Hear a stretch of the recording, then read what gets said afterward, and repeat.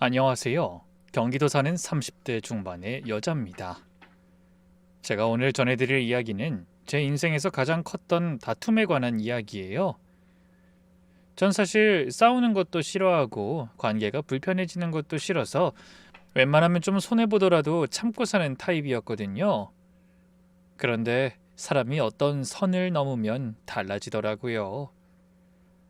제가 겪은 그 일화를 지금부터 말씀드릴게요. 저희 집은 평범한 맞벌이 가정이었어요. 아버지는 작은 인쇄소를 운영하셨고 엄마는 초등학교 급식실에서 조리사로 일하셨죠. 커다란 부자는 아니었지만 그렇다고 못 살지도 않았어요. 딱 중간이었달까요? 외동딸이라 부모님 사랑을 듬뿍 받고 자랐는데 그렇다고 막 오냐오냐 키우신 건 또 아니었고요. 어릴 때 마트에서 장난감 사달라고 떼쓴 적이 있거든요. 그때 아빠가 저 번쩍 들어서 밖으로 나가셨어요. 그리고 차에 태워놓고 한참을 아무 말 없이 계셨어요. 저는 무서워서 울음 그쳤고요. 그때 아빠가 그러셨죠. 울어서 되는 거면 아빠도 울었다. 세상은 그렇게 안 돌아가. 그 말이 어린 마음이 되게 충격이었거든요. 근데 나중에 크면서 그 말이 얼마나 맞는 말인지 깨달았습니다. 지금의 제가 서투른 감정을 앞세우는 것보다 행동하는 것을 더 믿는 이유도 아마 그 말 덕분인 것 같아요. 부모님은 언제나 저에게 가장 큰 가르침을 주신 분들이었어요. 부모님이 늘 하시던 말씀이 또 있거든요. 사람은 사랑받기 위해 태어난 거야. 근데 가만히 있으면 사랑이 안 와. 네가 먼저 사랑할 줄 알아야 그게 돌아오는 거다. 그게 부모님 교육관이었어요. 돈 많이 벌어라, 성공해라 이런 말씀은 별로 안 하셨어요. 대신 사람을 어떻게 대해야 하는지, 관계에서 뭐가 중요한지 그런 걸 많이 가르쳐 주셨죠. 초등학교 때 같은 반 친구랑 크게 싸운 적이 있었는데요. 걔가 제 뒤에서 나쁜 말을 하고 다녔거든요. 그래서 저도 화나서 걔 험담을 했어요. 그게 커져가지고 반 애들이 편갈라서 싸우는 데까지 갔죠. 담임 선생님한테 둘 다 혼나고 집에 와서 아버지한테 얘기했더니 엄마가 그러시는 거예요. 네가 먼저 손님이면 어떻게 될 것 같아? 저는 싫다고 했어요. 분명 제 잘못이 아닌데 왜 제가 먼저 사과해야 하냐고요. 그랬더니 엄마가 웃으시면서 그러셨어요. 먼저 손님이는 게 지는 게 아니야. 그건 강한 거야. 저쪽은 그 용기가 없어서 못하는 건데 네가 할 수 있으면 네가 이기는 거지. 그 말 듣고 다음 날 제가 먼저 말 걸었거든요. 야, 우리 그만 싸우자. 그랬더니 그 친구가 울더라고요. 자기도 말 걸고 싶었는데 용기가 안 났대요. 걔랑 화해하고 나서 오히려 더 친해졌어요. 지금도 가끔 연락해요. 부모님은 항상 그런 식으로 가르치셨어요. 사랑은 받는 게 아니라 주는 거다. 먼저 마음을 여는 사람이 결국 더 많은 걸 얻는다고요. 어릴 때는 그 말이 잘 와닿지 않았는데 나이 들수록 진짜 맞는 말이었구나 싶어요. 이렇듯 부모님은 지금의 저를 만들어주신 분이었어요. 부모님이 저를 얼마나 사랑하셨는지 확실히 느꼈던 순간이 있어요. 대학교 1학년 때 교통사고를 당했거든요. 학교 앞 횡단보도를 건너는데 갑자기 오토바이가 확 치고 지나간 거예요. 뺑소니였어요. 정신 차려보니까 바닥에 누워 있었고 다리가 안 움직였어요. 구급차 타고 병원 갔는데 다리 골절에 늑골도 금이 갔대요. 한 달 넘게 입원했습니다. 처음 며칠은 진통제 맞고 자고 깨고 반복이었어요. 눈 떴을 때 엄마 아빠가 항상 옆에 계셨어요. 눈이 퀭하고 수염도 안 깎으셨더라고요. 밤새 안 주무신 게 바로 티가 났어요. 엄마 아빠 일 가셔야지 왜 둘 다 여기 있어? 그랬더니 엄마가 제 손을 꽉 잡으시면서 그러시는 거예요. 돈은 다시 벌면 돼. 근데 네가 아프면 우린 아무것도 못해. 엄마 아빠는 일보다 네가 더 중요하단다. 그 한마디에 눈물이 그냥 쏟아졌어요. 나중에 알았는데 아버지는 인쇄소 문을 아예 닫으셨더라고요. 한 달 넘게요. 단골들한테 전화해서 일일이 사정 말씀하시고 급한 건 아는 분한테 넘기시고 오로지 저한테만 집중하신 거예요. 그게 쉬운 결정이 아니잖아요. 자영업자가 한 달 가게 닫으면 얼마나 손해인데요. 근데 아버지한테는 그런 거 상관없었나 봐요. 엄마도 급식실 월차랑 연차 다 긁어 모으셨어요. 그 후로 두 분이 번갈아 가면서 병실 지키셨는데 한 번도 힘든 티를 안 내셨어요. 오히려 저한테 맛있는 거 뭐 먹고 싶냐, 뭐 필요하냐 그것만 물어보셨거든요. 제일 기억나는 건 퇴원하던 날이에요. 아버지가 케이크를 사오셨어요. 조그만 케이크에 초 하나 꽂아서요. 병원 로비 벤치에 앉아 셋이서 케이크를 먹었거든요.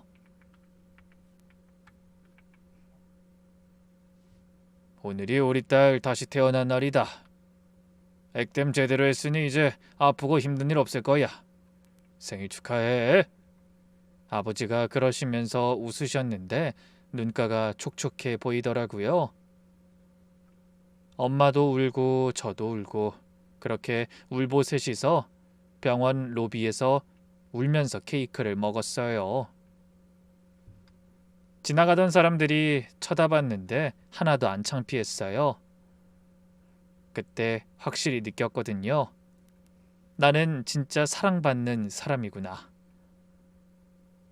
이렇게 날 위해 모든 걸 내려놓을 수 있는 사람들이 있구나. 그 사랑이 제 삶의 기반이 됐어요. 뭘 하든 돌아갈 곳이 있다는 안정감. 그게 저를 지탱해 줬습니다. 그런데 제가 25 되던 해에 아버지가 갑자기 돌아가셨어요. 심근경색이었는데 발견이 너무 늦었대요. 아침에 인쇄소 가시다가 길에서 쓰러지셨는데 지나가던 분이 119를 부르셨을 때는 이미 늦었다고 하더라고요. 병원에서 연락받고 달려갔는데 이미 응급실 침대에 하얀 천이 덮여 있었어요. 실감이 안 났어요. 어제까지 밥 같이 먹고 웃었는데 그게 어떻게 마지막인지 이해가 안 됐거든요. 장례식장에서 엄마 손잡고 하루 종일 울었어요. 엄마는 넋이 나간 사람처럼 계셨고요. 조문객 오면 인사는 하시는데 눈에 초점이 없으셨어요. 사람이 갑자기 떠날 수 있다는 걸 알게 되니 참 이 인생이 허무하게 느껴지더군요. 그렇게 아버지 떠나시고 엄마랑 둘이 남았는데 오히려 더 끈끈해졌어요. 서로밖에 없으니까요. 아버지 인쇄소는 정리했고 보험금이랑 그간 엄마가 모아둔 돈 합쳐서 작은 빌라 한 채를 사셨어요. 엄마랑 제 공동 명의로요. 그러면서 말하셨죠. 이건 엄마가 너한테 주는 마지막 선물이야. 나중에 힘들 때 팔았었어. 저는 대학에서 방사선과를 졸업하고 대학병원에 취직했어요. CT랑 MRI를 찍는 방사선사로요. 아버지가 살아계실 때 권유하셨거든요. 안정적이고 전문적인 일이 최고라고요. 처음엔 그냥 아버지 말씀대로 진학한 거였는데 막상 일해보니까 적성에 맞았어요. 환자분들이 검사 받으러 오시면 다들 긴장을 많이 하시거든요. 특히 MRI는 기계 안에 들어가야 해서 무서워하시는 분들이 많아요. 그런 분들 긴장 풀어드리면서 검사하고 영상 잘 나왔을 때 뿌듯했어요.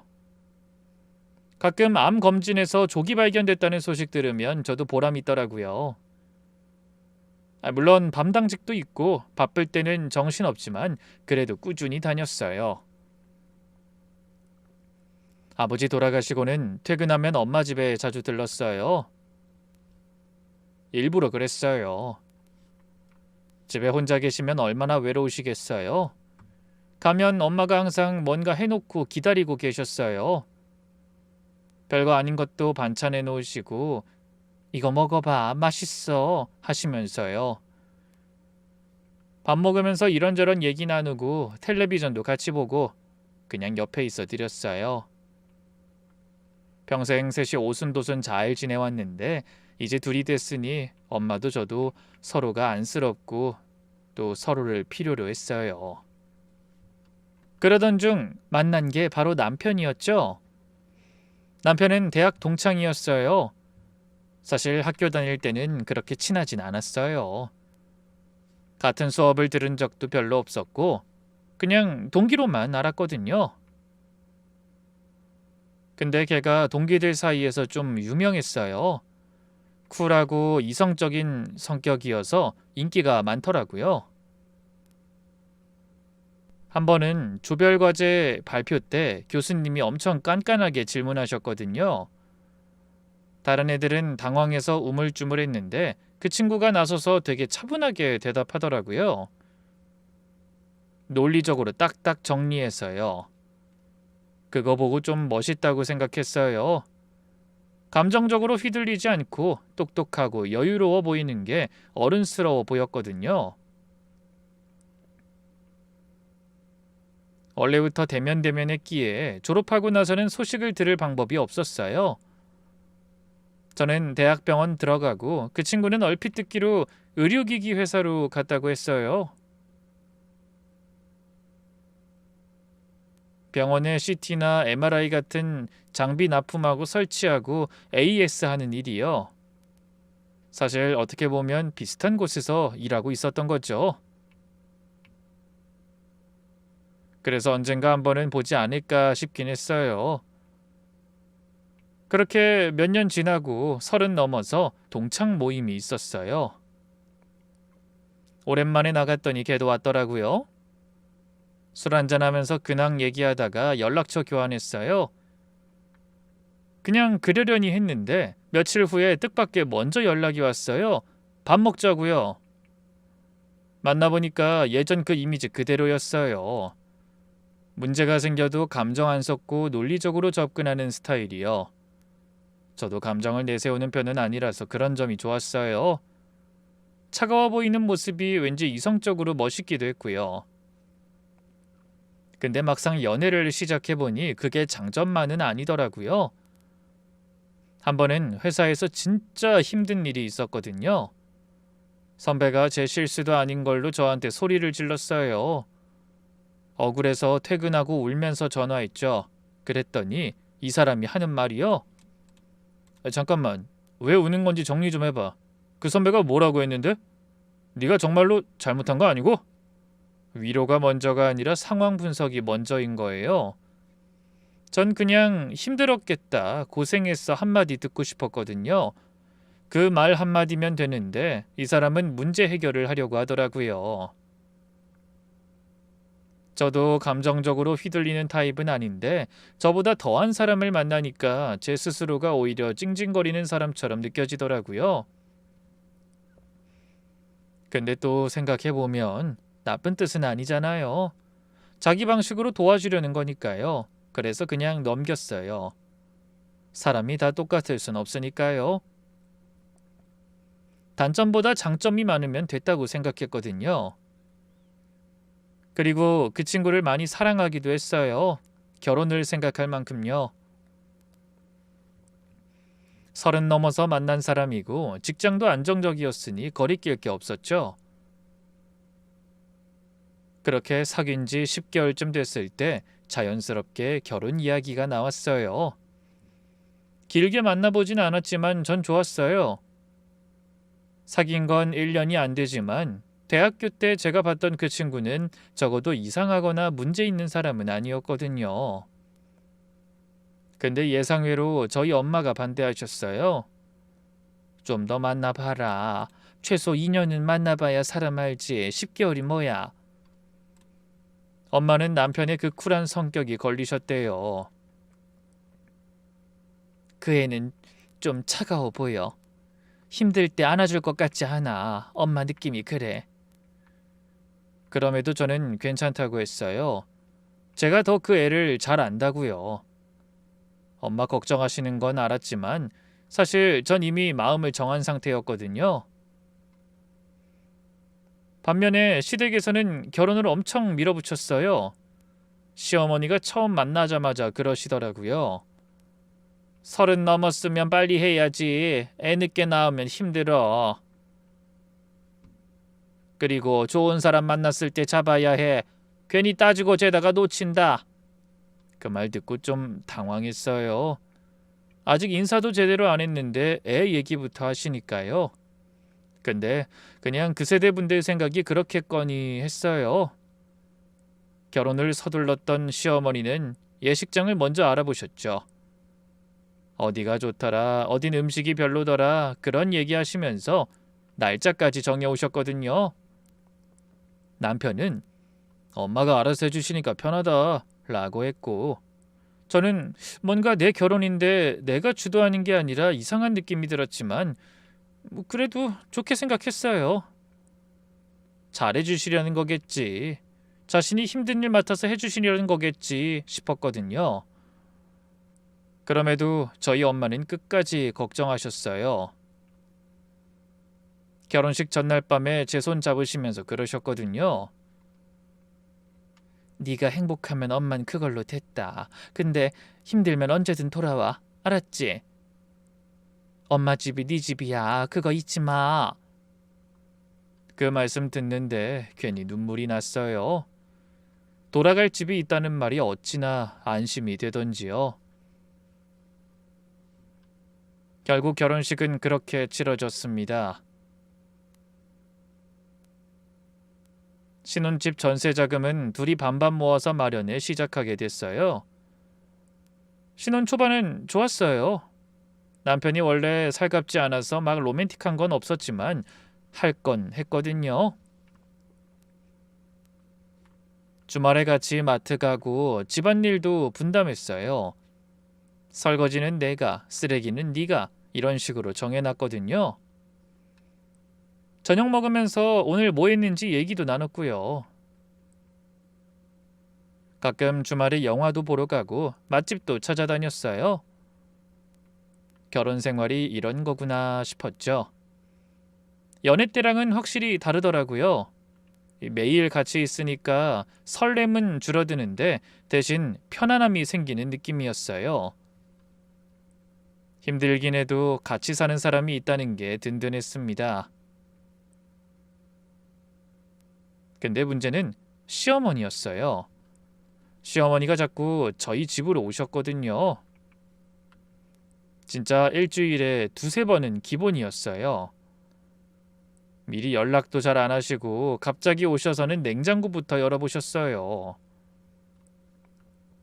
반찬이 이게 뭐야?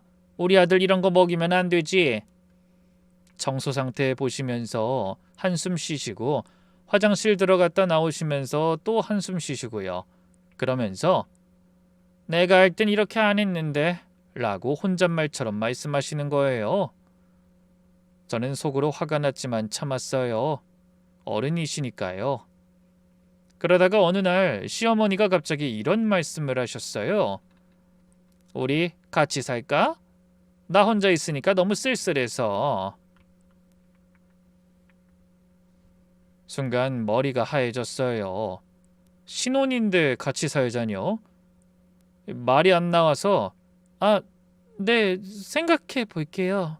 라고 애둘러 대답했는데 시어머니 얼굴이 바로 굳어지시더라고요. 제가 바로 좋다고 할 줄 아셨나 봐요. 저녁에 남편한테 얘기했더니 엄마가 많이 외로우신가 봐. 한번 생각해 봐. 라고 하는 거예요. 생각해보긴 뭘 생각해. 결혼 전에 그런 얘기 한 번도 없었잖아. 지금 갑자기 이러시면 난 어떡해. 그랬더니 남편이 좀 짜증내듯이 말하더라고요. 아니 왜 화를 내? 그냥 물어보신 거잖아. 도무지 대화가 안 됐어요. 나중에 알고 보니까 시어머니가 저희의 결혼을 그렇게 밀어붙인 이유가 있었더라고요. 셋이 같이 살면서 살림 도움받으려고 했던 거예요. 시누이는 결혼해서 지방에 있으니까 기대를 못하고 아들 며느리한테 붙으려고 하셨던 거죠. 그 의도를 알고 나니 사는 건 죽어도 싫어서 저는 단호하게 싫다고 거부했어요. 살림뿐만 아니라 신혼인데 시어머니랑 같이 사는 건 아무리 생각해도 무리기도 하고요. 그 뒤로 시어머니 태도가 확 달라졌어요. 저한테 대놓고 차갑게 대하시기 시작했습니다. 집에 가끔씩 올 때마다 표정이 굳어 있었고 말투도 딱딱해졌어요. 어찌나 노골적이던지요. 나중에 남편한테는 따로 전화하셔서 이런 말씀을 하셨대요. 네 마누라가 날 싫어해. 버림받는 기분이라서 내가 요즘 너무 울적하다. 그 말 전에 듣고 얼마나 억울했는지 몰라요. 전 같이 사는 건 안 된다고 했지 시어머니를 싫어한다고 한 적은 없는데요. 평소에도 얼마나 살뜰히 잘했는데요. 집에 불쑥 찾아와도 웃으며 맞아줄 며느리가 얼마나 된다고요. 근데 남편은 어쩔 수 없이 어머님 편이더라고요. 그게 불화의 시작이었습니다. 결혼하고 1년쯤 지나니까 연애 때 안 보이던, 아니 가볍게 흘려보냈던 것들이 문제가 되기 시작했어요. 우선 남편은 진짜 공감 능력이 없었어요. 이건 알고는 있었지만 결혼하고 나니 더 거슬리더라고요. 제가 밖에서 안 좋은 취급을 당해와도 끝까지 듣고 있다가 첫 마디가 그래서 어떻게 할 건데? 그거예요. 전 그 한마디에 맥이 탁 풀려요. 제가 원하는 건 난 당신 편이야. 힘들었겠다. 마음이 쓰였겠다. 이런 말 한마디거든요. 근데 남편은 왜 그게 필요한지 몰라요. 아니, 당신은 어떻게 결혼하고 나서도 어쩜 그렇게 똑같냐? 어떻게 계속 애처럼 위로만을 바래? 위로가 무슨 소용이야? 문제가 해결되는 것도 아닌데. 이제 좀 바뀔 때 되지 않았어? 논리적으로는 맞는 말이에요. 근데 이 사람 마음이 그게 아니잖아요. 몇 번을 설명해도 못 알아듣더라고요. 나중엔 설명하기도 지쳤어요. 결혼하면 좀 더 다정해지겠지.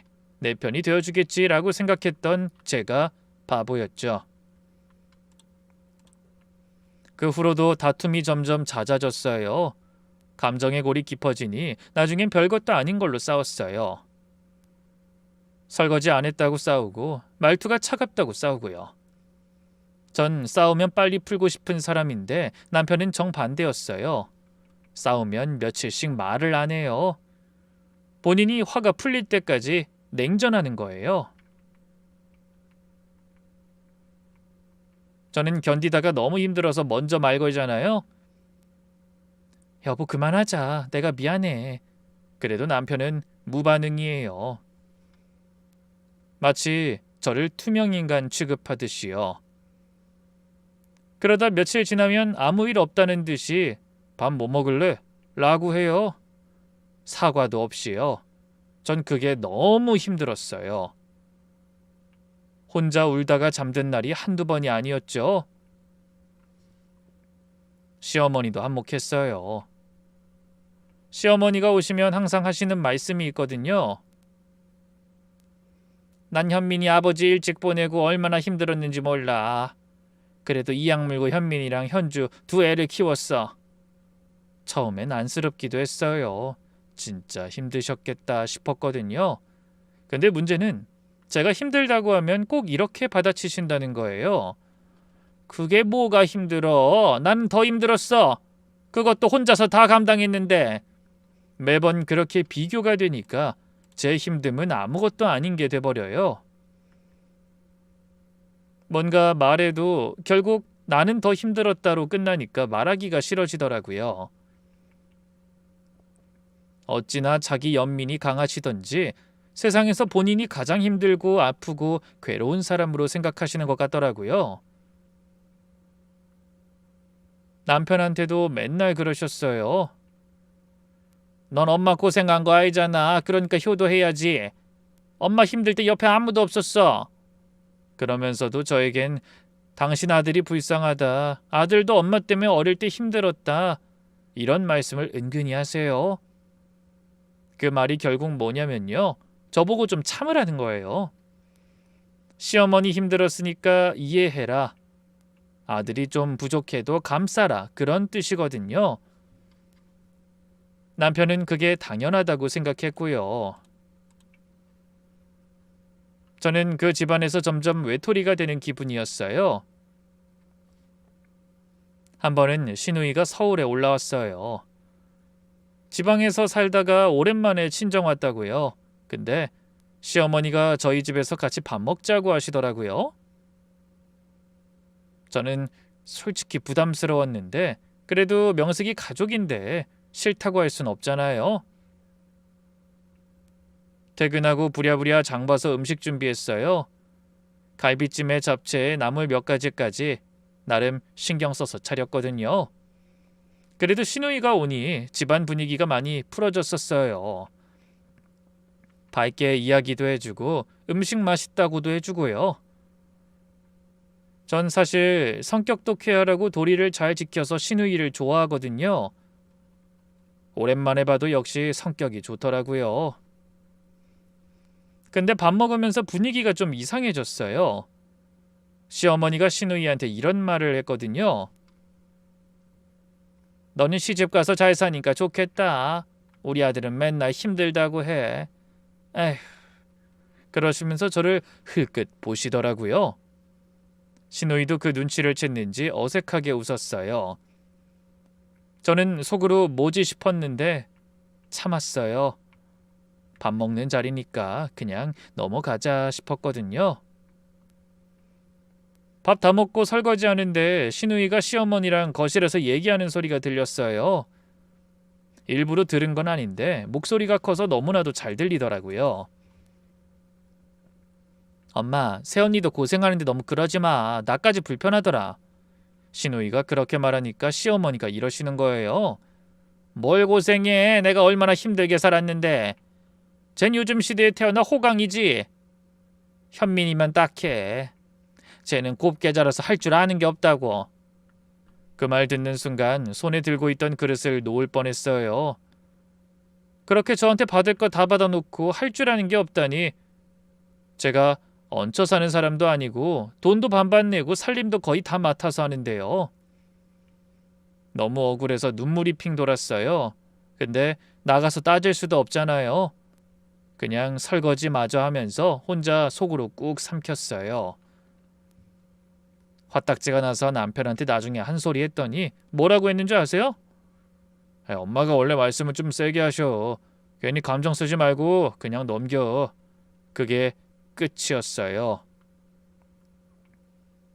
내 편은 아무도 없구나. 그때 확실히 느꼈죠? 서럽고 속상한 마음에 그날 밤 엄마한테 전화했어요. 엄마, 나 너무 힘들어. 엄마는 제 이야기를 한참 듣고 나서 그러셨어요. 그래, 울어. 실컷 울어. 울고 나면 좀 나아질 거야. 엄마가 듣고 있으니까. 그 말이 그렇게 위로가 될 줄 몰랐어요. 아무 해결책도 없는 말인데 그냥 들어주신다는 것만으로 마음이 좀 풀리더라고요. 남편한테는 못 받는 위로를 그렇게 저는 늘 엄마한테 받았어요. 결혼 생활이 힘들어지니까 엄마가 더 보고 싶었어요. 엄마랑 있으면 위로받고 현실을 잊게 되니까 퇴근하면 일부러라도 엄마 집에 들렀어요. 가면 엄마가 항상 뭔가 만들어 놓고 기다리고 계셨거든요. 별거 아니어도 나물 무쳐 놓으시고 국 끓여 놓으시고 이것도 먹어봐. 맛있게 됐어. 하시면서요. 따뜻한 집밥 먹으면서 이런저런 얘기를 나누는 시간이 제일 편했어요. 요즘 현민이랑은 어때? 여전히 얼굴이 안 좋아 보여서. 전 아무렇지 않은 척 괜찮다고 말했지만 엄마 눈엔 그렇게 안 보였나 봐요. 제 머리를 쓰다듬어 주시며 이렇게 말씀하셨죠. 엄마는 네 행복이 제일 중요해. 너한테도 그 사람들 말고 네가 가장 중요해야 해. 엄마의 진심이 느껴져서 또 한 번 눈물이 날 것 같았어요. 세상에 내 편인 사람이 있다는 게 얼마나 큰 힘인지 그때 느꼈습니다. 그냥 밥 먹는 거 말고 엄마와의 추억을 많이 쌓아야겠다는 생각이 들었어요. 당시 엄마는 쉰을 훌쩍 넘기셨는데도 운전면허가 없었거든요. 그래서 제가 도와드리기로 했어요. 학원 등록해드리고 주말마다 연습하러 같이 나갔죠. 엄마가 운전대 잡으시면서 엄청 긴장하셨거든요. 손에 땀이 나신다고 하시면서 휴지로 닦고 또 닦고 하셨어요. 처음엔 시동 끄는 것도 헷갈려 하셨어요. 골목에서 연습할 때 갑자기 멈추시거나 급발진하시면 저도 심장이 쿵쾅거렸죠. 근데 엄마가 끈기가 있으셨어요. 이 나이에 포기하면 창피해 라고 하시면서 매주 연습하셨거든요. 면허 따시던 날 시험장에서 나오시는 엄마 얼굴이 아직도 생생해요.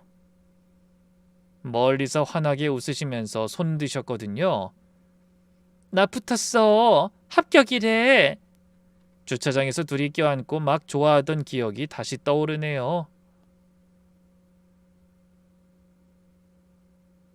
지나가던 사람들이 쳐다봤는데 하나도 신경 안 쓰였어요. 별거 아닌 일에도 그렇게 기쁠 수가 없었거든요. 그 후로 엄마 차 타고 여행 많이 다녔어요. 주말에 시간 나면 바닷가도 가고 가을엔 단풍 구경도 가고 유명한 절도 갔어요. 엄마 운전 실력이 느셔서 고속도로도 수월하게 타셨거든요. 차 안에서 별별 얘기를 다 했어요. 음악 틀어놓고 따라 부르기도 하고 창문 열고 바람 맞으면서 아무 말 없이 있기도 하고요. 가끔은 남편 욕도 실컷 했어요. 엄마가 들어주시면서 그 인간 진짜 하시면서 같이 화내주셨거든요. 엄마 차 안이 저희 모녀의 비밀 공간 같았어요. 거기서 울기도 하고 웃기도 하고 세상에서 제일 솔직해질 수 있는 공간이었죠. 그렇게 바깥에서 환기하며 다시 집으로 돌아가 최대한 가정에 집중하려고 했지만 제 기대와 달리 부부 사이는 점점 더 멀어졌어요. 집에 같이 있어도 각자 핸드폰만 받고 대화도 거의 없었어요. 이혼을 생각 안 한 건 아니에요. 근데 선뜻 말이 안 나오더라고요. 그래서 부부 상담을 받아보자고 했어요. 남편 설득하는 데만 한 달 걸렸죠. 남들한테 우리 부부 문제를 왜 말해, 창피하게. 그게 남편 반응이었거든요. 겨우 설득해서 상담센터 갔는데 상담사 선생님이 그러시더라고요. 두 분은 사랑의 언어가 달라요. 한 분은 공감과 위로가 필요한데 다른 한 분은 해결과 조언이 사랑이라고 생각하시네요. 둘 다 사랑은 하는 거예요. 근데 방식이 다른 거죠. 그 말 듣고 좀 이해가 됐어요. 남편이 저를 사랑하지 않아서 그런 게 아니라 표현 방식이 다른 거구나를 깨달았거든요. 그렇게 몇 번 상담받으니까 조금 나아지는 것 같았어요. 남편도 노력하려 했고요. 퇴근하면 오늘 어땠어? 같은 말을 먼저 하더라고요. 어색해 보였지만 노력하는 게 느껴져서 고마웠어요. 그렇지만 그 변화는 오래가지 않았죠. 서너 달 지나니까 남편이 상담비 아깝다며 그만두자고 했거든요. 이 정도면 됐잖아. 괜히 돈 쓸 필요 없어. 저는 아직 멀었다고 좀 더 다니자고 했는데 안 들었어요. 결국 상담은 중단됐고 우리 사이는 다시 원점으로 돌아갔어요. 아니, 원점보다 못했어요. 노력해봤는데 안 됐다는 게 더 절망적이었거든요. 저는 더욱 지쳐버렸습니다. 그래도 포기하긴 이르다고 생각했어요. 엄마 말씀대로 사랑은 주는 거니까 내가 참으면 언젠가 나아지지 않을까 싶었거든요. 지금 생각하면 결혼이라는 게 참 무섭더라고요. 안에 있으면 밖에 안 보이니까요. 지금보다 더 최악인 상황은 없을 거라고 생각하던 어느 날이었어요. 그때 일이 좀 많이 몰려 있을 때라서 엄마를 자주 못 보고 있었어요. 엄마도 요새 좀 피곤하다며 상황 좀 나아지면 만나자고 하신 상태였죠. 어느 날 퇴근하고 집에 가는 길에 엄마한테서 전화가 왔습니다. 그런데 목소리가 평소랑 달랐어요. 힘이 없고 뭔가 떨리는 것 같았죠. 엄마는 원래 목소리가 밝으신 편이었거든요. 전화하면 우리 딸 하면서 반겨주시는 분인데 그날은 아니었어요. 엄마, 왜 그래? 무슨 일 있어? 아니, 별거 아닌데 그냥 네 목소리 듣고 싶어서 전화했어. 별거 아니라고 하시는데 느낌이 왠지 안 좋았어요.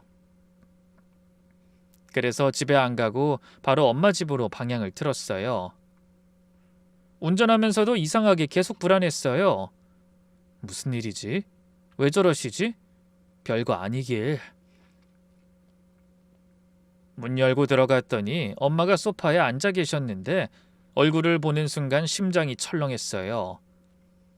누렇게 떴다고 해야 하나? 평소 엄마 얼굴이 아니었거든요. 살도 빠지신 것 같았어요. 광대뼈도 좀 드러나 보였는데 며칠 새 갑자기 확 안 좋아 보여서 너무 놀랐어요. 엄마, 얼굴이 왜 이래? 많이 안 좋아 보여. 어디 아파? 응, 요즘 좀 피곤해서 그래. 입맛도 없고. 나이 먹으면 다 그런 거야. 괜찮은 얼굴이 절대 아니었거든요. 저는 바로 다음 날 병원 가자고 했어요. 엄마는 괜찮다고 그냥 좀 쉬면 낫는다고 하셨는데 제가 우겨서 반 억지로 끌다시피 해 병원에 갔죠. 저희 병원 소화기내과 선생님한테 미리 연락해 놨거든요. 사정 말씀드리고 엄마 검사 좀 봐달라고요. 초음파 찍고 피 검사하고 CT까지 찍었어요. 제가 방사선사니까 CT 찍을 때 옆에 있었거든요. 그 보호자는 원래 못 들어오는데 저는 직원이니까 살짝 편의를 봐줬어요. 영상 나오는 걸 보는데 뭔가 이상했습니다. 전문의는 아니지만 저도 몇 년을 이 일을 했잖아요. 정상적인 영상이 어떻게 생겼는지는 알거든요. 췌장 쪽에 뭔가 있었어요. 그림자 같은 게요. 순간 다리에 힘이 빠졌어요. 아니야. 내가 잘못 본 거야. 그렇게 생각하려고 했는데 마음이 자꾸 쿵쿵거렸어요. 결과 나오는데 며칠 걸렸어요. 그 며칠이 얼마나 길던지요. 밥도 제대로 못 먹고 잠도 못 자고요. 엄마한텐 티 안 내려고 했는데 잘 됐는지 모르겠어요. 결과 듣는 날 진료실에 같이 들어갔어요. 선생님이 한숨을 쉬시더니 화면을 보여주시면서 말씀하셨죠. 췌장암 3기입니다. 이미 주변 림프절로 전이가 됐고요. 수술은 어려운 상황입니다. 저는 그 자리에서 아무 말도 못했어요. 머리가 하얘졌어요. 췌장암? 그것도 3기요? 우리 엄마가요? 귀에서 뭔가 윙윙 소리가 났어요. 엄마는 오히려 담담하게 물으셨어요. 저보다 침착하셨죠. 그럼 얼마나 살 수 있는 거예요? 선생님이 말씀하시기 어려우셨는지 한참 뜸을 들이셨어요. 저는 제발 아니라고 해달라고, 오진이라고 해달라고 속으로 빌었어요. 근데 선생님은 제 희망과 반대로 이야기하셨죠. 항암 치료 잘 받으시면 1년 정도, 물론 개인차가 있습니다. 1년, 고작 1년이요. 저는 눈앞이 캄캄해졌어요. 진료실을 나오는데 다리에 힘이 없어서 휘청거렸어요. 그랬더니 엄마가 제 손을 먼저 잡으셨어요. 저보다 훨씬 더 단단한 손으로요. 울지 말고 참아. 엄마 앞에서 울지 마. 네가 울면 엄마가 더 힘들어지니까. 그 말씀에 더 눈물이 차올랐지만 꼭 참았어요. 엄마 앞에서 무너지면 안 될 것 같았거든요. 엄마는 아무래도 자신의 몸 상태를 알고 있던 것 같았어요. 하지만 상태를 눈치챘을 땐 이미 너무 늦어버린 거겠죠? 그걸 알고 병원을 안 가려고 했던 거예요. 저에게 짐이 되기 싫어서요. 엄마의 마음을 알고 나니 더욱더 무너져 버릴 것 같았습니다. 이대로 엄마까지 보내야 한다고 생각하니 모든 걸 잃는 기분이었어요. 그날 밤 집에 와서 화장실 문 잠그고 울었어요. 샤워기 틀어놓고 소리 죽여서 울었어요. 한참을 울었죠. 눈이 퉁퉁 붓도록요. 남편은 거실에서 TV 보고 있었는데 제가 한참 뒤에 나왔는데도 눈치를 못 채더라고요. 아니면 알면서도 모른 척한 건지요. 그날따라 남편이 더 야속하더라고요. 저는 곧 병원에 휴직계를 냈어요. 원래 한 달만 내려고 했는데 엄마 상태를 보니까 더 필요할 것 같아서 결국 2달 휴직했어요. 급여가 줄어드는 건 어쩔 수 없었어요. 그 무엇보다 엄마가 더 중요하니까요. 항암 치료가 시작됐습니다. 엄마가 너무 힘들어 하셨어요. 항암제 맞고 나면 며칠을 못 일어나셨거든요. 구토가 심하셔서 아무것도 못 드시고 그냥 누워만 계셨어요. 머리카락도 빠지기 시작했죠.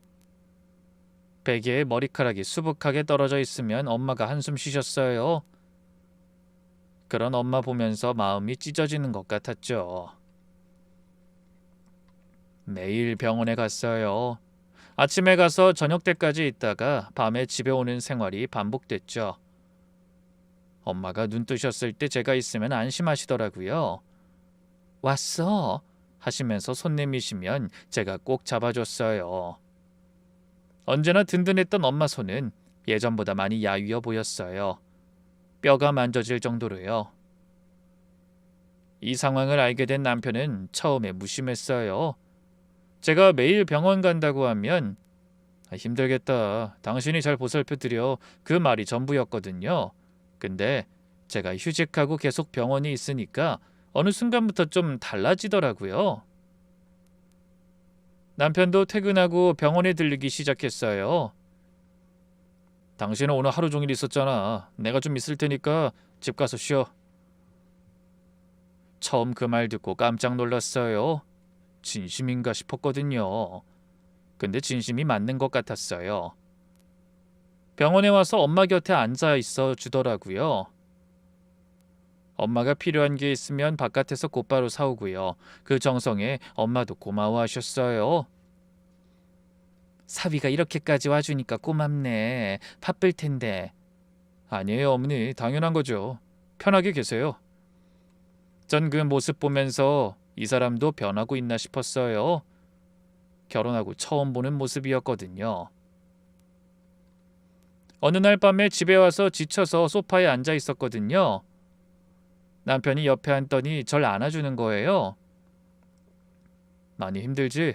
내가 더 신경 쓸게. 혼자 다 하려고 하지 마. 그 말 한마디에 마음이 녹았어요. 그동안 서운했던 것들이 조금씩 사라지는 기분이었어요. 이 사람도 결국은 마음이 있구나. 표현을 못했던 거구나. 그렇게 생각했어요. 행복할 때보다 힘들 때 곁에 있어주는 게 더 큰 힘이 되더라고요. 엄마는 항암 치료 받으면서 잠깐 좋아지시는 것 같다가 다시 안 좋아지기를 반복했습니다. 처음엔 효과가 있다고 하셨거든요. 종양이 좀 줄었다고요. 그 말 듣고 얼마나 기뻤는지 몰라요. 그래, 엄만 이길 수 있어. 그렇게 믿었어요. 근데 2달 지나니까 다시 커졌다는 겁니다. 의사 선생님이 항암제를 바꿔보자고 하셨는데 바꾸고 나서 부작용이 더 심해지셨어요. 지칠 대로 지쳐버린 엄마는 어느 날 밤 제 손 잡고 그러셨죠. 이런 거 맞으면서까지 살고 싶지 않아. 엄마 너무 힘들어. 그 말 듣는데 가슴이 무너졌어요. 저는 울면서 조금만 더 참아. 엄마 나오면 우리 여행 가자. 엄마가 가고 싶어하던 유럽 여행 가자.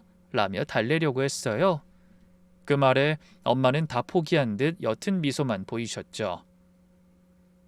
결국 의사 선생님이 말씀하셨어요. 더 이상 항암이 의미가 없을 것 같다고요. 호스피스 병동으로 옮기는 게 어떻겠냐고요. 저는 너무나 싫었어요. 호스피스로 가면 진짜 끝인 것 같잖아요. 근데 이번에도 엄만 저의 마음을 아는지 모르는지 이렇게 말하셨죠. 그래, 옮기자. 엄마 이제 많이 못 버티겠어. 편하게 있고 싶어. 호스피스 병동은 생각보다 조용하고 평화로웠어요. 병실에 햇살이 잘 들어왔고 간호사 선생님들도 정말 친절하셨어요. 저는 거의 병실에서 살다시피 했죠. 간이 침대 펴고 매일 잠을 청했죠. 매일 엄마 손잡고 옛날 얘기 많이 했어요. 제가 어릴 때 마트에서 떼쓴 얘기, 아버지가 케이크 사오셨던 얘기, 엄마 면허 따던 날 얘기. 엄마가 힘들게 웃으시면서 들으셨죠. 어느 날 밤에 엄마가 제 손을 꼭 잡으셨어요. 미안해. 엄마가 더 오래 있어줘야 하는데. 무슨 소리야, 엄마. 그런 말 하지 마. 엄마 없어도 잘 살아야 해. 알았지? 힘들면 울어도 돼. 근데 울고 나선 일어나야 해. 엄마 딸이니까. 그게 엄마가 제대로 하신 마지막 말씀이었어요. 다음 날부터 의식이 왔다 갔다 하셨거든요. 그렇게 엄만 투병 6개월 만에 돌아가셨어요. 새벽에 제가 간이 침대에서 잠깐 눈 붙이고 있었는데 뭔가 느낌이 이상해서 깼어요. 엄마 얼굴을 봤는데 숨소리가 안 들렸습니다. 저는 한참을 그대로 있었어요. 지금 잡고 있는 엄마 손을 놓으면 진짜 끝인 것 같아서요. 간호사 선생님이 오셔서 제 어깨를 토닥여 주셨어요.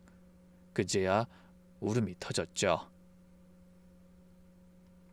장례는 정신없이 지나갔어요. 몸은 움직이는데 마음은 멍했어요.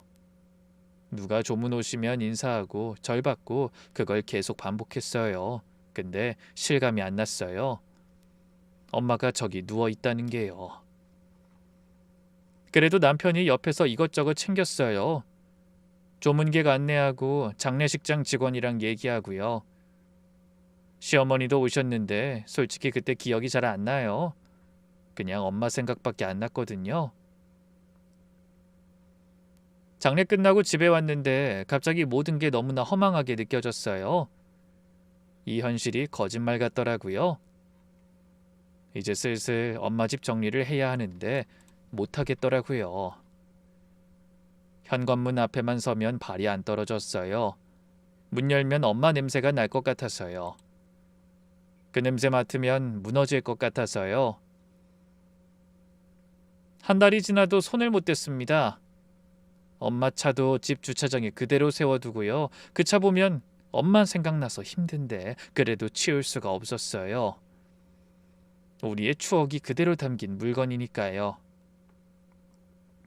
남편이 그러더라고요. 천천히 해. 급할 거 없어. 당신이 준비됐을 때 하면 돼. 그 말이 고마웠어요. 밤에 제가 울면 아무 말 없이 등을 토닥여줬어요. 저는 다시 마음을 열었죠. 이 사람이랑 다시 잘해봐야겠다고요. 이혼 생각은 완전히 접게 됐죠. 엄마 돌아가시고 2달쯤 지났을 때 어느 날 저녁에 남편이 조심스럽게 말을 꺼냈어요. 있잖아, 할 말 있어. 표정이 좀 어두워서 무슨 일인가 싶었어요. 남편이 한숨 쉬더니 털어놨죠. 주식을 잘못해서 손해가 크게 났다고요. 얼마나 손해봤는데? 한 2천만 원 정도. 적은 돈이 아니었어요. 저는 한숨이 나왔죠. 근데 뭐라 하지 않았어요. 이미 지난 일이니까요. 그리고 요즘 남편이 잘해줬잖아요. 나도 남편이 힘들 때 곁에 있어줘야겠다는 생각이 들었어요. 알았어. 내 적금 깨서 좀 보탤게. 같이 메꾸자. 남편이 놀란 표정을 지었어요. 그러더니 제 손을 덥석 잡더라고요. 진짜? 정말 고마워. 내가 꼭 갚을게. 고마워하고 좋아하는 모습 보니까 남아있던 미운 정도 슬며시 풀리더라고요.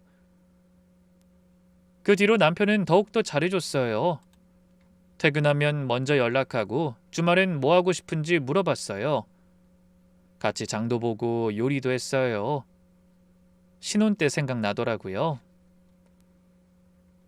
그 무렵에 이상한 일이 있었어요. 어느 주말이었는데 남편이 거실에서 통화하고 있었거든요. 그런데 제가 방에서 나오니까 갑자기 목소리를 낮추더라고요. 그리고는 베란다로 나가서 문을 닫았어요. 저는 좀 이상하다 싶었어요. 누구랑 통화하길래 저렇게 숨기지? 전에는 저런 적 없었거든요. 통화 끝나고 들어오길래 물어봤죠. 누구랑 통화했어? 어? 아, 회사 사람, 업무 얘기. 주말에 업무 전화를? 게다가 왜 베란다까지 나가서? 이상했지만 더는 물을 수 없었어요. 요즘 남편이 잘해주니까 의심하기 싫었거든요. 괜히 의처증 환자처럼 보이기도 싫었고요. 근데 그 뒤로 비슷한 일이 몇 번 더 있었어요. 전화 오면 다른 방으로 가거나 화장실 들어가서 받더라고요. 한 번은 제가 먼저 집에 왔는데 남편이 들어오면서 통화하고 있었어요. 문 열리는 소리에 절 보더니 바로 나중에 다시 전화할게 라고 하고 끊었어요. 누구야? 아, 그게 어머니 목소리 같던데? 사실 엄마 맞아. 근데 별거 아니야. 시어머니랑 통화했는데 왜 끊는 건지, 그리고 왜 나중에 다시 한다는 건지 이해가 안 되더라고요. 그래도 시어머니랑 무슨 얘기를 하시든 그건 모자간의 일이니까 제가 끼어들 건 아니지 싶었죠. 그런 일 빼고 남편은 여전히 제게 잘했어요. 결혼기념일에는 장미꽃 한 다발까지 사왔더라고요. 전에는 툭하면 까먹었던 그 사람이요. 작년에 내가 깜빡했잖아. 올해는 안 잊어버렸어. 잘했지? 별거 아닌 일인데 그 꽃 받고 울음이 났어요. 감동이었거든요. 이렇게 변할 수 있구나.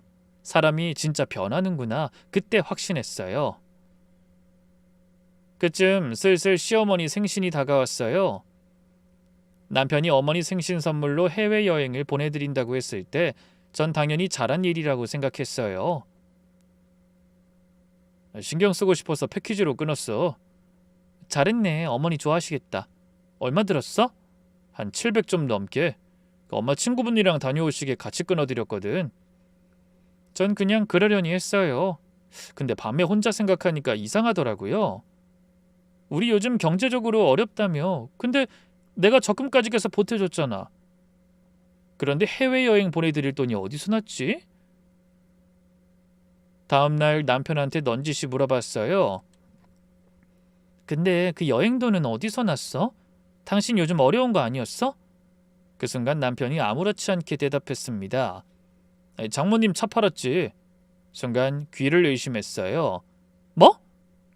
엄마 차를 팔았다고? 어차피 이제 쓸모 없잖아. 주차장에 세워만 뒀는데 유지비는 계속 나가니까 그거 팔아서 못했지. 저는 순간 머리끝까지 화가 확 올랐어요. 당신 제정신이야? 그걸 왜 나한테 얘기 안 했어? 내 허락도 없이 엄마 차를 팔았다고? 그랬더니 남편 표정이 달라졌어요. 아니 나 너한테 물어봤잖아. 기억 안 나? 뭘 물어봤는데? 장례식장에서 물어봤잖아. 그 차 어떻게 할 거냐고. 당신이 대답 안 해서 알아서 하라는 줄 알았지. 알고 보니까 엄마 장례식장에서 물어봤대요. 제가 완전히 넋나가 있을 때요. 그걸 허락으로 받아들인 거예요. 저는 남편이 뭘 하고 있는지 아무것도 기억 안 나는데 말이에요. 아무리 그래도 엄마 장례식장에서 엄마 차를 팔아도 되냐고 묻는 것 자체가 정상인가요? 내가 그때 제정신이었어? 당장이라도 쓰러질 것 같은 사람한테 물어봐 놓고 대답 안 했다고 허락으로 받아들였다는 게 지금 말이 돼? 난 분명히 물어봤어. 대답 안 한 건 네 잘못이지. 정말 완전체가 이런 사람을 말하는 거구나 싶었어요. 너무 상식 밖이라 더는 어떻게 이야기해야 할지 모르겠더라고요. 저는 곧장 빌라 주차장에 갔어요. 엄마 차 세우던 자리에 차가 없었어요. 진짜 팔았던 겁니다. 곧바로 차를 찾기 시작했어요. 도저히 그대로 포기할 수 없었거든요. 남편한테 매매 내역 보여달라고 했어요. 어느 중고차 딜러한테 팔았는지요. 처음엔 귀찮아하면서 안 보여주려고 했는데 제가 계속 따지니까 결국 알려줬죠. 그 딜러한테 전화해서 사정 설명하고 차가 지금 어디 있는지 물어봤어요. 다행히 아직 안 팔리고 매물로 나와 있대요. 곧바로 가서 그 차를 다시 샀어요. 원래 판 가격보다 조금 더 주고요. 그렇게 간신히 찾아낸 차에 앉았을 때 울컥했어요. 엄마를 떠올리는 게 너무 괴롭고 힘들어서 그동안 차마 앉아보지 못했었는데 다시 찾고 나니 이 모든 게 너무나 소중하고 감사하더라고요. 엄마 냄새가 희미하게 남아 있었거든요. 핸들을 잡으니까 엄마의 손이 느껴지는 것 같았어요. 고장난 곳이 없는지 살펴보다 블랙박스를 확인했어요. 다행히 영상을 안 지웠더라고요. 당시에 엄마가 블랙박스 음성 녹음 기능을 켜놓으셨거든요. 차 시동 걸리면 자동으로 녹음 시작되는 거예요. 엄마랑 함께 나눴던 이야기들을 다시 듣고 싶어서 SD카드 빼서 집에 가져왔어요. 남편 없을 때 컴퓨터로 확인했죠. 폴더를 열어보니까 파일이 엄청 많더라고요. 처음엔 옛날 파일부터 틀었어요. 엄마 목소리가 나오니까 눈물이 났어요. 둘이 바닷가 가면서 노래 부르던 거, 맛집 찾으면서 웃던 거 다 녹음돼 있었죠. 한참을 들으면서 울었죠. 그러다 최근 파일을 틀었어요. 날짜 보니까 차를 팔기 며칠 전이더라고요. 누가 탔나 싶어서 재생 버튼을 눌렀어요. 남편 목소리가 나왔어요. 그리고 시어머니 목소리도요. 녹음 내용을 듣는데 손이 떨렸습니다. 이게 현실이라는 게 믿기지 않았죠. 시어머니 목소리가 먼저 나왔어요. 이 차 얼마 받을 수 있대? 크진 않아. 연식이 좀 돼서. 에이, 그래도 없는 것보단 낫지 뭐. 거기까진 그럴 수 있다 싶었어요. 근데 다음 대화가 문제였습니다. 빌라는 어떻게 할 거야? 걔가 갖고 있는 거 말이야. 남편이 대답했어요. 그건 천천히. 지금 내가 잘해주니까 완전히 넘어왔어. 조금만 더 하면 내 말 들을 거야. 관리해주겠다고 하고 명의 공동으로 돌리게. 숨이 턱 막혔습니다. 잘해주니까 넘어왔다고요? 완전히 계획된 거잖아요. 시어머니가 또 말했어요. 확실히 해. 느긋하게 굴다 놓치면 어떡해. 알아. 그래서 지금 작업 중이라니까. 걱정 마세요. 저한테 잘해주는 게 작업이었어요. 꽃 사다 주고 기념일 챙기고 밤에 토닥여주고 그게 다 작업이었어요. 진심이 아니라 계산이었어요. 녹음은 계속됐죠. 장모 살아있을 땐 눈치 엄청 봤는데 이제야 편하네. 시어머니가 웃으면서 받아쳤어요. 그러게 잘 됐다니까. 골칫덩이 하나 없어진 거지. 그 말 듣는 순간 숨이 멎는 것 같았어요. 장례 때 조의금 얼마나 받았대? 많이 받은 것 같던데. 근데 나한테는 안 줬지. 아유, 머리를 써서 그것도 빼냈어야지. 넌 애가 너무 여리다니까. 더는 들을 수가 없었어요. 손으로 입을 막고 울었죠. 지금까지 전부 다 연기였어요. 처음부터 끝까지 전부 다. 우선 집으로 돌아와서 남편의 서재 책상을 뒤졌어요. 안에 보니 서류 같은 게 있더라고요. 펼쳐보니 등기부등본이었어요. 제 소유의 빌라 등기부등본이요. 거기에 형광펜으로 줄이 쳐져 있더라고요. 제 이름이 있는 소유자 지분 표시된 곳이요. 서랍을 열어 더 살펴보니 인터넷에서 출력한 것 같은 문서들이 있었는데 부부 공동재산 분할, 결혼 후 취득 부동산 명의 변경 이런 제목들이 보였어요. 중요한 부분에 밑줄도 쳐져 있었고요. 빌라를 빼앗으려고 완전히 작정한 사람 같더라고요. 그날 밤 결심했어요. 반드시 이혼한다. 한 푼도 안 뺏긴다. 전부 다 받아낼 거다. 블랙박스 영상 USB에 백업하고 클라우드에도 올렸어요. 원본 SD카드는 따로 보관했어요. 그리고 이혼 전문 변호사 상담을 받았습니다. 녹음 파일을 들려드렸더니 변호사님이 고개를 끄덕이셨어요. 네, 이 정도면 유책 배우자로 인정받기 충분합니다. 위자료 청구 가능하고요. 재산 분할에서도 유리해요. 그렇게 한 달간 준비했어요. 전혀 티 안 내고요. 평소처럼 행동했죠. 남편은 전혀 눈치 못 챈 것 같았어요. 오히려 제가 더 부드러워졌다고 생각했나 봐요. 요즘 되게 좋아 보인다. 많이 괜찮아졌어? 속으로 웃겼어요. 그래, 좋아 보이지. 네 꼴 볼 생각에 기분이 좋거든. 서류까지 다 준비되자 곧바로 남편한테 연락했어요. 있잖아, 나 빌라 가지고 있는 거 명의 정리 좀 하게. 생각해봤는데 우리 둘이 같이 관리하는 게 좋을 것 같아서 만나서 정리하자. 남편 목소리가 확 밝아졌어요. 진짜? 알았어. 언제? 어찌나 아이처럼 신나하던지 드디어 빌라까지 손에 넣게 됐다고 생각했는지 세상 떠나갈 때 좋아하더라고요. 그날 변호사 사무실로 남편이 들어오는데 표정이 안 좋더라고요. 변호사 사무실에서 정리하는 거야? 그래, 그래야 확실하지. 아, 그렇구나. 난 또. 좋아, 빨리 끝내고 밥 먹자. 자리에 앉자마자 제 변호사님이 서류를 꺼냈어요. 남편이 받아보더니 얼굴이 곧바로 굳어버렸죠. 이게 뭐야? 이혼 서류잖아? 이혼할 거니까. 저는 폰을 꺼내서 녹음 파일을 틀었어요. 장모 살아있을 땐 눈치 봤는데 이제 편하네. 그러게 잘 됐다니까. 골칫덩이 하나 없어진 거지. 남편 얼굴이 하얘졌어요.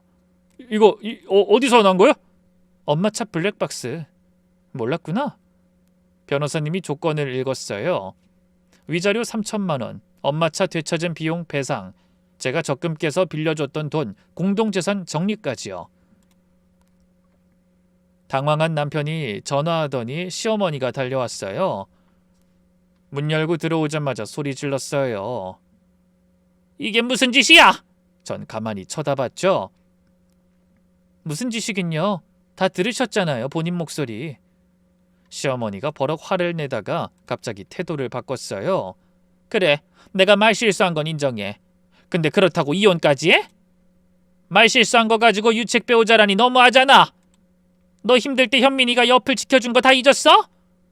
어이가 없어서 웃음이 나왔어요. 여기 영상에서 어떤 의도로 옆에 있어준 건지 다 발설해놓고 지금 그런 말이 나오세요? 다 계산해놓은 거 재산 노리고 그런 거 뻔히 들었다고요. 사람이 뻔뻔해도 유분수지. 뭐 뻔뻔? 내가 고생하며 산 게 이 꼴 보려고 그랬구나. 아이고 내 속이야. 어머니, 여태껏 고생은 제가 한 거에 비하면 아무것도 아니에요. 이제 정말 지옥을 보여드릴게요. 더 난리치면 경찰에 신고할 테니 그런 줄 아시고요. 신고할 거리가 수십 개라는 건 다들 알고 있죠? 변호사님이 곧바로 서류 보여주셨어요. 시어머니 얼굴이 일그러지시더니 더 이상 말을 못하더라고요. 남편은 결국 사인했어요. 도저히 안 할 수 없는 상황이었으니까요. 사무실 나오는데 하늘이 맑았어요. 숨이 트이는 기분이었죠. 차에 타서 한참을 가만히 있었어요. 그러다 엄마 생각이 나서 울었죠. 엄마, 나 해냈어. 그렇게 남편이 가진 모든 것을 빼앗은 후에 이혼을 했습니다. 어찌나 속이 후련하던지요. 어머니는 끝까지 자신 여행 못 간다며 저에게 못된 년이라고 고래고래 소리 지르며 난리를 쳤지만 어차피 제가 이겼으니 별로 신경 쓰이지 않더라고요. 그렇게 저는 지금 다시 병원에서 일하고 있어요. 엄마 집에서 엄마 물건을 정리하고 혼자 살고 있죠. 제 차를 팔고 엄마 차를 타고 있고요. 가끔 그 차 타고 엄마랑 갔던 바닷가에 가요. 창문 열고 바람 맞으면 엄마가 옆자리에 계신 것 같아요. 엄마가 그랬잖아요. 울고 나서 일어나라고. 엄마 딸이니까 강한 애라고. 저 일어났어요, 엄마. 울고 나서 일어났어요. 제 인생은 이제 시작이에요.